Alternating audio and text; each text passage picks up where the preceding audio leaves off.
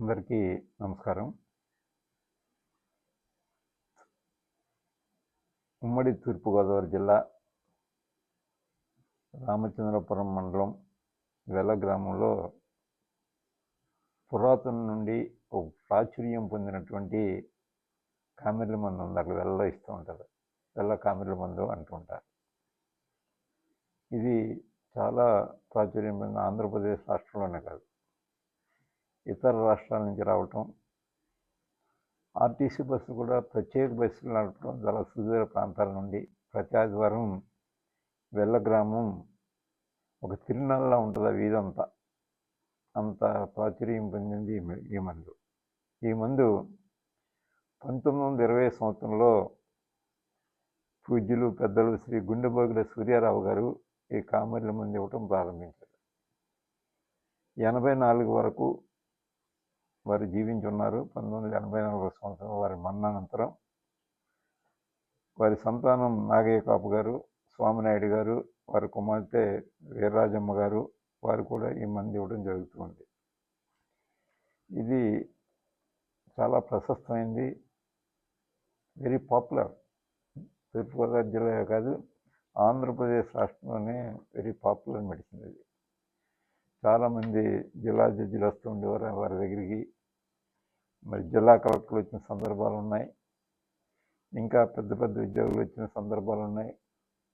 భారత రాష్ట్రపతి శ్రీ నీలం సంజీవ్ రెడ్డి గారు ఆ మందు కావాలని స్థానికంగా ఉన్నటువంటి మాకు ఒక అడ్వకేటు, కాంగ్రెస్ పార్టీలో ఇక్కడ లోకల్గా ఒక మంచి లీడరు శ్రీ హరినాథ్ రెడ్డి గారి ద్వారా మందు కూడా తెప్పించుకున్నాను రాష్ట్రపతి భవనానికి. తర్వాత వీరిని రాష్ట్రపతి భవనానికి కూడా తీసుకెళ్లారు ఆయన.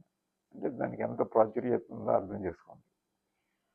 సాధారణంగా మన రాష్ట్రంలోని లేకపోతే తమిళనాడులో కానీ ఒరిస్సాలో కానీ ఒక్కొక్క ప్రాచుర్యం పొందిన ఒక్కొక్క వైద్యానికి, కామెర్లు అవనివ్వండి, లేదా బోధకాలు అవనివ్వండి, లేదా ఫైలేరియా బోధకాలంటే అవి టీబీకి కానీ లేదా క్యాన్సర్కి కూడా మందులు ఇచ్చే ఉన్నాయి.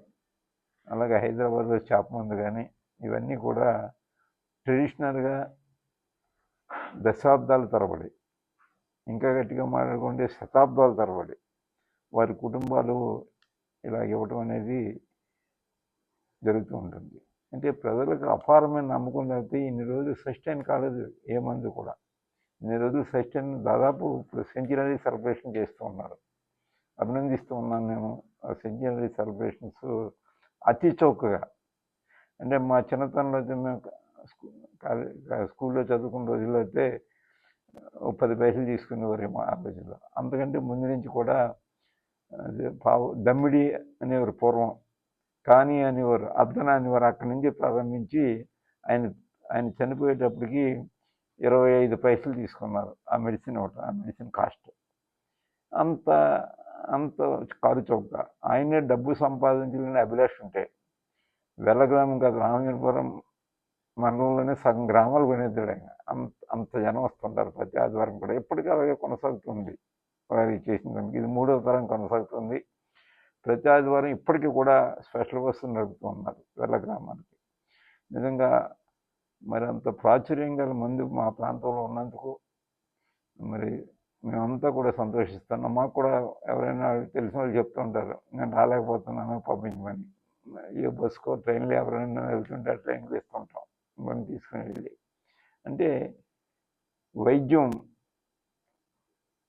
పెద్ద ఎన్నో రీసెర్చ్లు చేసిన వాళ్ళు కూడా, డాక్టర్లు కూడా ఇంకా గట్టిగా మాట్లాడుతుంటే డాక్టర్లు కూడా పట్టుకెళ్తుంటారు ఇక్కడి నుంచి. మరి అంత ప్రఖ్యాతి గల మెడిసిన్ని మరి మా ప్రాంతంలో ఆ రోజు నుండి ఈ రోజు వరకు కూడా ఎక్కడ లాభాపేక్ష లేకుండా, దాని మీద సంపాదించుకోవాలనే కాంక్ష లేకుండా, మరి తరతరాల నుంచి 3వ తరం ఇప్పుడు తరతరాల నుంచి ఈ మెడిసిన్ ఇవ్వడం కొనసాగిస్తున్నారు. వారిని అభినందిస్తూ భగవంతుడు వారి కుటుంబానికి మంచి ఆయుర ఆరోగ్య ఐశ్వర్యాలు కలగజేయాలని నేను కోరుకుంటూ ఉన్నాను. Thank you to all.